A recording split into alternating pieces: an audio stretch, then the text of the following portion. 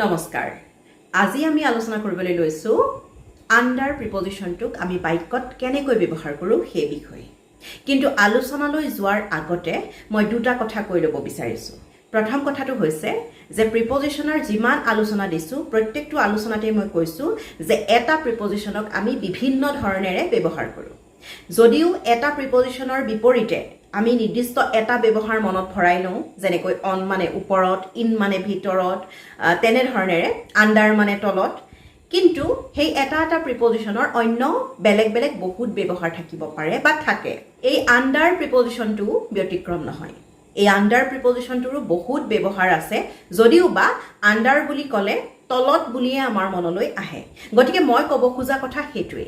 যে এই আলোচনাটোত মই যিমান পাৰো ন্যূনতম অন্তত 5টা মান ব্যৱহাৰ আন্ডাৰ প্ৰিপজিশনটোৰ ক'বলৈ চেষ্টা কৰিম বহুত ব্যৱহাৰ ৰৈ যাব আপোনাৰ যদি মনলৈ আহে এই আলোচনাটো চাই থকাৰ মাজতে তেনেহলে কমেন্টত যোগ কৰি দিব আন 10 জনৰ বাবেও সুবিধা হ'ব আৰু মইও কোনটো ব্যৱহাৰ এৰি গলো অন্তত মনলৈ আহিব দ্বিতীয় কথাটো হৈছে যে আন্ডাৰ প্ৰিপজিশনটোৱে মূলতঃ আমাৰ মনলৈ অহা ব্যৱহাৰটোৱে হৈছে যে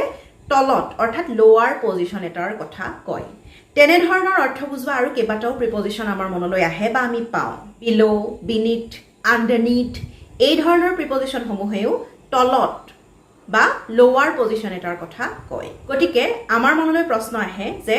আন্ডাৰ বিলো বিনিথ আন্ডাৰনিথ এই প্ৰিপজিশনবোৰৰ মাজত পাৰ্থক্য কি যেহেতু ইহতে একে ধৰণৰ অৰ্থই প্ৰকাশ কৰে গতিকে ব্যৱহাৰৰ ফালৰ পৰা চাবলৈ গলে এই সমূহৰ মাজত পাৰ্থক্য কি আছে সেই কথা আমি অন্য এটি আলোচনাত একেলগে সামৰি লম যদি আমি একেলগে আলোচনা কৰো যে আন্ডাৰ বিলো বিনিথ আন্ডাৰনিথ এই প্ৰিপজিশন সমূহে তলত অৰ্থাৎ এটা লোৱাৰ পজিশনৰ কথা কেনেকৈ বেলেগ বেলেগ ধৰণেৰে ব্যক্ত কৰে বা ব্যৱহাৰৰ ফালৰ পৰা এই প্ৰিপজিশন সমূহৰ মাজত কি পাৰ্থক্য আছে তেনেহলে আমাৰ সুবিধা হ'ব বা বুজি পোৱাত সহায় হ'ব গতিকে সেই দুটা কথাই ক'ব বিচাৰিলো এতিয়া বলক আলোচনাৰ মাজলৈ আগবাঢ়ি যাওঁ আন্ডাৰ প্ৰিপজিশনটোৰ কথা ক'লেই মনলৈ অহা প্ৰথম ব্যৱহাৰটোৱে হৈছে যে তলত কিবা এটা বস্তু অন্য এটা বস্তুৰ তলত আছে অৰ্থাৎ কিবা এটাৰ তলত আছে সেই কথা বুজায় উদাহৰণ স্বৰূপে যদি কওঁ যেটো উদাহৰণ আমাক শিক্ষাগুৰুসকলে দিছিলে বা আমিও এতিয়া ছাত্ৰ ছাত্ৰীক দিও সেই উদাহৰণটোৰ কথাই কৈছো দা কেট ইজ আন্ডাৰ দা টেবল মেকুৰীটো টেবুলখনৰ তলত আছে মেকুৰীটো টেবুলখনৰ তলত আছে বুলি কৈছো সেয়েহে আন্ডাৰ দা টেবল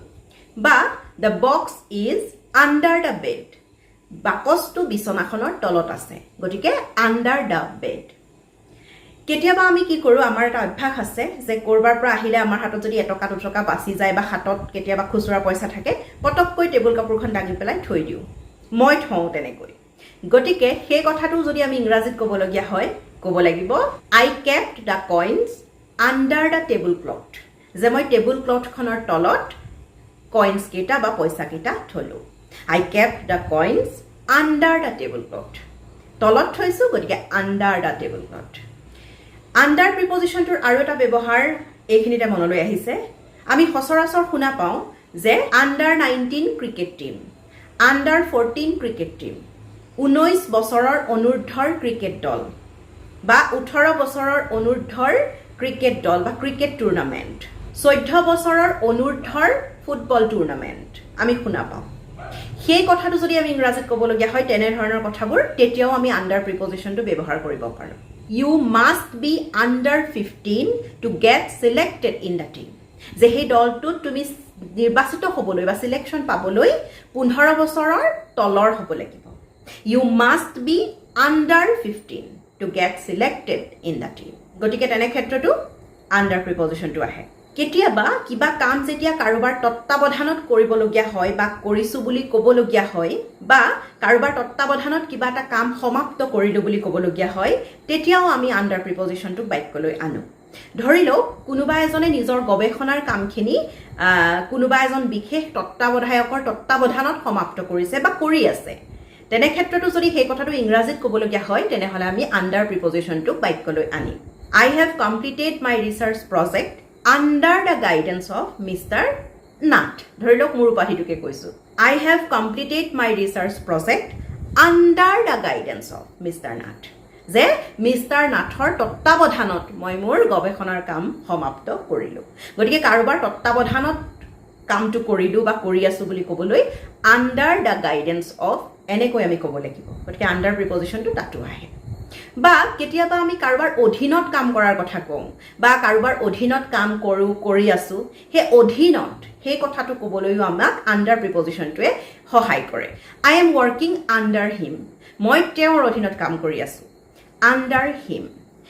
মই যিটো অফিচত বা কাৰ্যালয়ত কাম কৰোঁ ধৰি লওক তেওঁ মোতকৈ জ্যেষ্ঠ ছিনিয়ৰ গতিকে সেই কথাটো যদি মই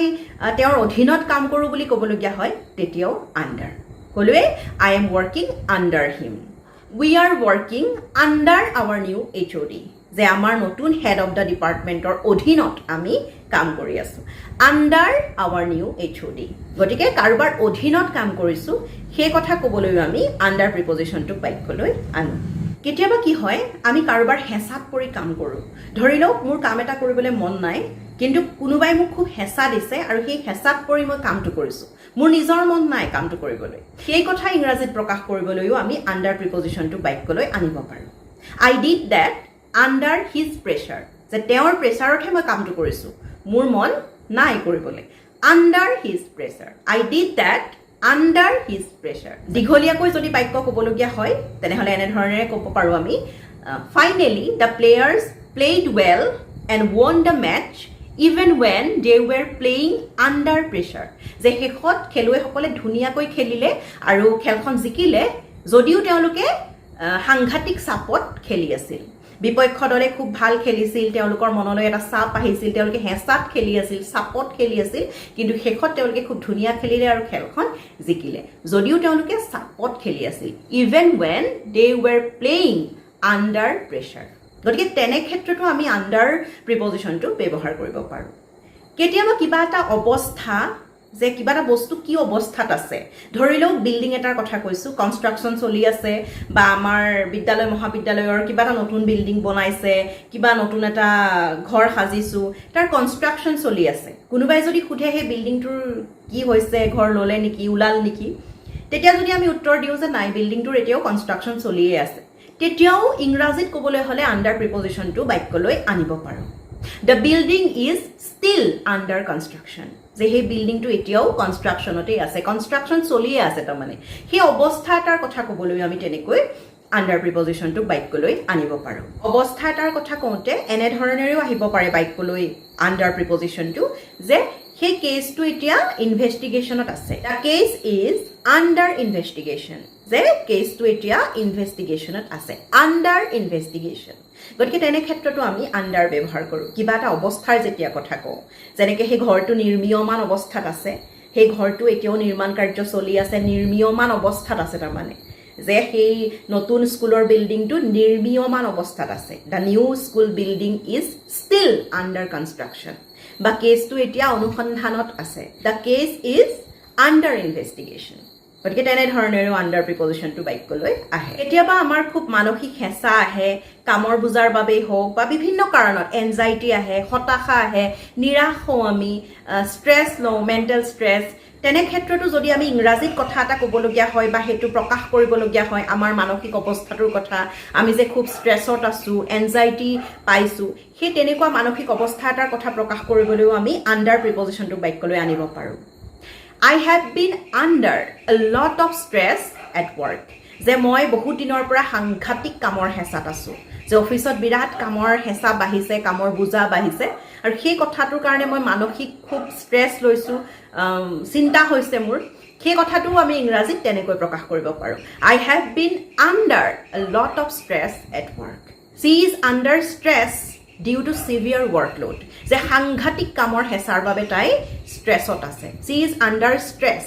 due to severe workload সাংঘাতিক কামৰ হেঁচা সেইবাবে তাই সাংঘাতিক ধৰণৰ এটা ষ্ট্ৰেছত আছে under stress গতিকে আমি তেনে ক্ষেত্ৰতো আণ্ডাৰ প্ৰিপজিশ্যনটো বাক্যলৈ আনি কথাটো প্ৰকাশ কৰিব পাৰোঁ যদি ইংৰাজীত কওঁ আণ্ডাৰ প্ৰিপজিশ্যনটো আৰু এটা ধৰণেৰে আমি ব্যৱহাৰ কৰোঁ এই যে চিনেমা চিৰিয়েলবিলাকত আমি দেখা পাওঁ বা আমাৰ বাস্তৱ জীৱনতো সেইটো তেনেকুৱাই হয় চাগে আৰক্ষী বিষয়া এজনে যেতিয়া হেণ্ডকাফ লগাই পেলাই অপৰাধী এজনক কৰায়ত্ব কৰিব বিচাৰে ইংৰাজীত কি বুলি কয় you are under arrest you are under arrest গতিকে সেই আণ্ডাৰ প্ৰিপজিশ্যনটো তাতো আহে বা কোনোবা এজন অপৰাধীক যেতিয়া কিবা এটা ধাৰাৰ অধীনত গ্ৰেপ্তাৰ কৰা হয় সেই কথাও ইংৰাজীত ক'বলৈ আমাক আণ্ডাৰ প্ৰিপজিশ্যনটোৰ প্ৰয়োজন হয় he was arrested under the act of আমুক তেওঁক আমুক এক্টৰ অধীনত গ্ৰেপ্তাৰ কৰা হৈছে he was arrested under the act of আমুক গতিকে তেনে ক্ষেত্ৰতো আণ্ডাৰ প্ৰিপজিশ্যনটো বাক্যলৈ আহে কেতিয়াবা যে সাহিত্যিকে ছদ্মনামত সাহিত্য ৰচনা কৰে আমাৰ ৰসৰাজ লক্ষ্মীনাথ বেজবৰুৱাদেৱৰ কথাই চাওক তেখেতে কৃপাবৰ বৰবৰুৱা ছদ্মনামেৰে সাহিত্য ৰচনা কৰিছে কোনোবা এজন সাহিত্যিকে বা কোনোবা এজনে ছদ্মনামত সাহিত্য ৰচনা কৰিছিল সেই কথা ক'বলৈও আমি আণ্ডাৰ প্ৰিপজিশ্যনটো ব্যৱহাৰ কৰিব পাৰোঁ Lakshminath Bezbaroa also wrote under his pen name Kripabar Borbarua যে লক্ষ্মীনাথ বেজবৰুৱাদেৱে কৃপাবৰ বৰবৰুৱা নামেৰেও সাহিত্য ৰচনা কৰিছিল গতিকে আণ্ডাৰ হিজ পেন নেম যে সেই ছদ্মনামত গতিকে তেনে ক্ষেত্ৰতো আমি আণ্ডাৰ প্ৰিপজিশ্যনটো বাক্যলৈ আনিব পাৰোঁ এইখিনিতে কৈ থওঁ যে ছদ্মনামৰ ইংৰাজীটো হৈছে পেন নেম বা চিউডোনেম চিউডোনেম বুলি ক'লেও আমি ছদ্মনামৰ কথাই বুজিম যদি চিউডোনেম ব্যৱহাৰ কৰি বাক্যটো কওঁ Lakshminath Bezbaroa also wrote under the pseudonym of Kripabar Borbarua তেওঁ কৃপাবৰ বৰবৰুৱা ছদ্মনামেৰে সাহিত্য ৰচনা কৰিছিল আণ্ডাৰ তাতো আণ্ডাৰ প্ৰিপজিশ্যনটো আহে আজিৰ আলোচনাটো ইমানেই আছিল আলোচনাটো চাই থকাৰ মাজতে আপোনাৰ মনলৈও যদি আণ্ডাৰ প্ৰিপজিশ্যনৰ কিবা ব্যৱহাৰ আহিছে তেনেহ'লে কমেণ্ট বক্সত যোগ কৰি দিব আজিলৈ আহিছোঁ সকলো ভালে থাকক পৰৱৰ্তী আলোচনাত আকৌ লগ পাম ধন্যবাদ